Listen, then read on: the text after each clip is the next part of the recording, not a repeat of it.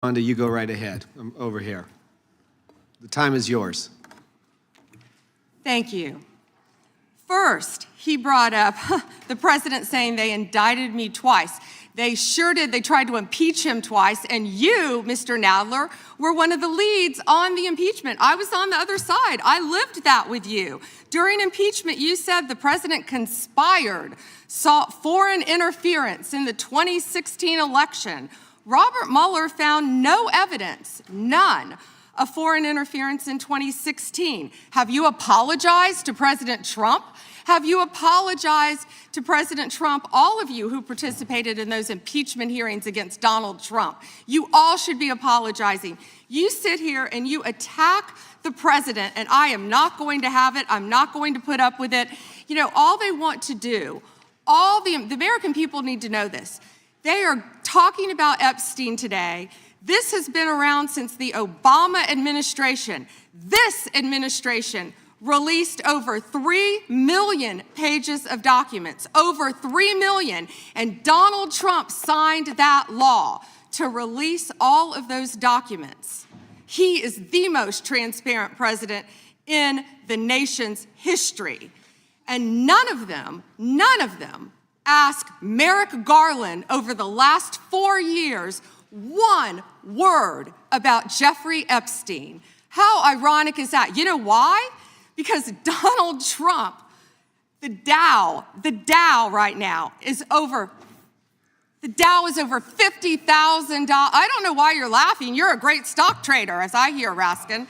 The Dow is over 50,000 right now. The S&P at almost 7,000.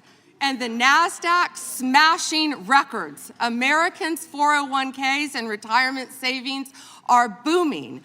That's what we should be talking about. We should be talking about making Americans safe.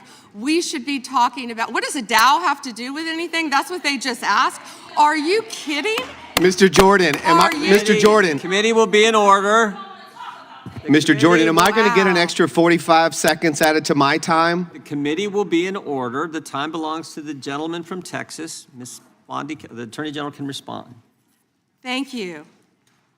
The Dow has shattered 50,000 for the first time. This is crazy. They said it couldn't be done in 4 years, yet President Trump has done it in 1 year.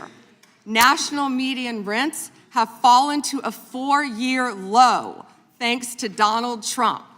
That's why they want to focus on Epstein and our most transparent president in the nation's history. The murder rate, as I said, has plummeted to a 125-year low thanks to Donald Trump. For an unprecedented 9 straight months, there were 0 illegal border crossings at the southern border. That's what we should be focused on. All the great work that this president has done and will continue to do to keep America safe and to make Americans safe. Thank you, Attorney General Bondi. I agree with you totally. I think you've done a fine job. I think that Democrats, in fact, should be apologizing to the Epstein victims for doing nothing during the 4 years that they were running the government. We did not hear about this, and it took you and President Trump to finally provide transparency and give answers to the American people, and I want to thank you for that. I want to thank you also for standing up for truth today and for fighting back against the theatrics and the time waste that you will endure over the next hour or two. I want to apologize on behalf of my colleagues on the left. They're not all that bad, but they've got to put on a show. And I'm sorry that you have to go through that. And I would like to yield the last, I'd say 40, but 40 is 80 seconds. The clock says 40, but I've got 80 seconds since I was so rudely interrupted, and I'll give all 80 seconds to Chairman Jordan. And I would just yield to the Attorney General if she has anything to add. I'm fine to continue. Thank you, Chairman. All right, the chair now recognizes, the gentleman yields back. The chair Pam Bondi addressed the current political climate and the state of the nation, emphasizing the importance of transparency, economic growth, and accountability in leadership.